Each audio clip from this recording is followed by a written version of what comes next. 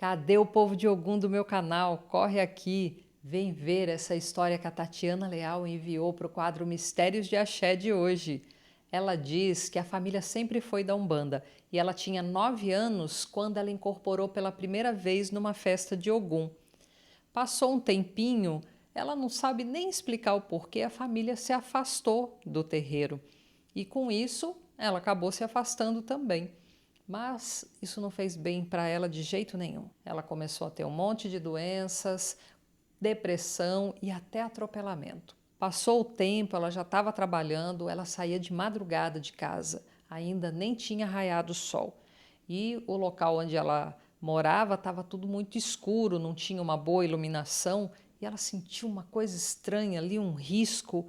Aí ela pediu para algum, ô meu pai, me acode, né? Me protege. Vou sair para trabalhar agora e tô com essa sensação estranha. Quando ela colocou a mão no portão, ela viu um cachorro imenso. Ixi, deve ser esse aí que é o problema, né? O cachorro vai avançar em mim. E que nada. O cachorro olhou para ela assim, deu as costas, andou um pouquinho, olhou para trás de volta, tipo, bora? Aí ela fez a associação, né? Para quem não entende de orixá, o cachorro é um dos animais que representam a energia de Ogum, né? Então, sempre que a gente está lidando com Ogum e a gente vê a presença de um cachorro, a gente sabe, né, que é uma mensagem do orixá ali para gente, uma aláfia do orixá. E aí ela saiu de casa e foi sendo acompanhada pelo cachorro, né? Até que chegou um momento em que a rua ficou mais larga, tinha uma iluminação melhor e o cachorro parou e sentou. E aí ela vinha um pouco mais atrás, passou por ele ainda brincando com ele. Oxe, rapaz, meu ponto é logo ali na frente, bora. Ela passou por ele, olhou para trás, ele já não estava mais. Não tinha para onde aquele cachorro ter ido, mas ele não estava mais ali. E aí ela agradeceu Ogum, né? Porque ela percebeu ali que foi realmente coisa da espiritualidade. Aí teve um dia que a Tatiana estava vindo do trabalho, já era tarde da noite, ela tinha ficado para fazer hora extra e ela estava caminhando, era um trecho do ponto de ônibus até a casa dela, era um tanto, como eu falei, meio escuro. E aí ela caminhando e de repente ela começou a perceber um pouco atrás dela 2 caras andando muito rápido na direção dela, muito suspeitos assim. E aí ela começou, meu pai Ogum, me protege, não deixa acontecer nada comigo, porque, né, a gente vai saber se era só assalto, se fosse só levar o celular dela, era o de menos. E aí ela se apegou com Ogum ali, começou a rezar para Ogum. Aí, de repente, do nada, que ela não sabe nem de que jeito, vem vindo um cara lá no fundo, assim, na direção dela. E o cara tava com um facão. E o cara falava umas coisas que ela não conseguia entender. E ela ali rezando para Ogum e o cara falando umas coisas e vindo na direção dela. Ela falou, e agora deu, né? Ou eu vou ser assaltada ou vou ser toda esfaqueada. E de repente o cara parou, a poucos passos dela, o cara parou e começou a afiar o facão no chão assim. Os caras que estavam vindo passaram por ela aqui como se ela não existisse. Como se ela não existisse. Ela não entendeu aquilo, eles quase esbarraram nela. Mas era como se eles não estivessem enxergando-a. E aí ela olhou para eles, a hora que ela olhou de volta para frente, o cara do facão já não estava. Ela olhou para todos os lados e o cara do facão já não existia. O tempo foi passando, uma amiga teve um problema muito sério, a pombogira dela passou no ori dela, acolheu a amiga e deixou um recado para ela. Tá na hora de você cumprir com os seus tratos com a sua espiritualidade. Mas ela foi para o kardecismo. Mas foi um tempo importante para ela lá no kardecismo, né? O conhecimento teórico de muitas coisas, passou por experiências muito marcantes, até que um dia entrou o senhorzinho, que ela ia aplicar passe no senhorzinho, ele se ajoelhou na frente dela, pegou as mãos dela, minha bênção, meu pai Ogum. Aí ela tentando levantar o senhorzinho, deixe disso, E ele todo emocionado porque ele estava na presença de Ogum. Ele estava vendo Ogum na Tatiana. Ela aplicou passe nele, quando terminou, ele, muito obrigado, meu pai Ogum, e abraçava ela como se estivesse abraçando Ogum. E ela explica que teve uma experiência que ela não detalhou, mas teve uma experiência de incorporação dentro lá desse centro e que a senhora que indicou aquele centro para ela falou: minha filha, tá na hora de você procurar o seu caminho.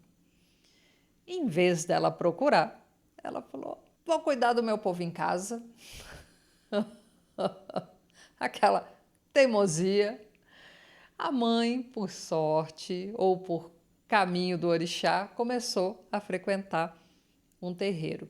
Aí ela, de tanto a mãe insistir, ela foi um dia. Nisso, o tranca-ruas do sacerdote daquele terreiro falou para ela, né? Bora conversar um pouco. Ela nem tinha colocado o nome dela para consulta. E aí eles tiveram uma longa conversa. Aí ela resolveu começar pelo menos a frequentar o terreiro. Isso foi feito e aí a pombogira do pai de santo virou para ela e falou assim: se segura, porque vai ficar pequeno para você. Tem uma maré torta chegando aí para o seu lado. E entortou mesmo. Ela começou a adoecer, ela não sabia mais o que fazer porque os médicos não achavam nada e ela não conseguia nem pentear o cabelo de tanta dor de cabeça. E ela achava que ela ia ficar maluca com aquilo tudo, porque não encontrava nada. E ela tentando falar com o sacerdote daquele centro que a mãe estava frequentando, ele não estava na cidade, ele não conseguia atender. Aí ela lembrou de uma tia, que é de terreiro também. Entrou em contato com essa tia falou com a sacerdotisa do terreiro dela, a sacerdotisa mesmo que ligou para a Tati e falou: venha para cá que eu vou jogar para você. Ela saiu do hospital arrasada, porque ela estava muito mal, foi para lá, jogou e a sacerdotisa falou: minha filha, só tem algum aqui gritando que você precisa cuidar dele, porque ele cuida de você. Ontem, hoje, amanhã e sempre. A Tati chorou, emocionada, porque era isso, né? Ogum nunca tinha desamparado. Ogum sempre tinha provado que era vivo na vida da Tati. Com isso, ela começou a fazer um tratamento longo, sério ali, né? De vários ebós, de vários banhos, para poder recuperar a saúde dela. E ela se sentiu em casa quando ela chegou ali. Aquilo foi muito marcante para ela.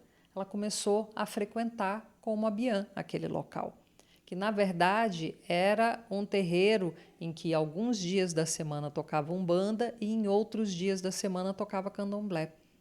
Ela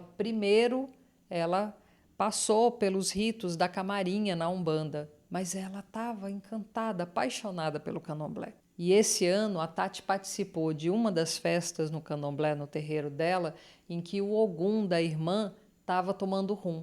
Em um determinado momento, Ogum abriu os braços para ela e ela foi até lá para abraçar o pai.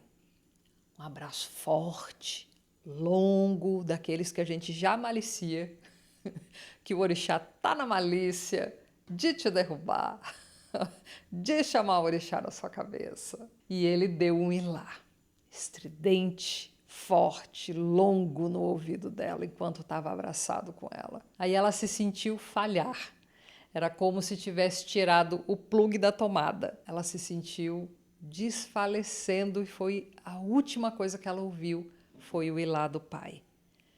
E quando ela acordou, os irmãos, as irmãs estavam todos emocionados, porque disseram que nem naquele momento Ogum deixou ela cair, que ele continuou abraçado com ela e ele foi com carinho colocando ela no chão e ficou um tempo ali protegendo-a.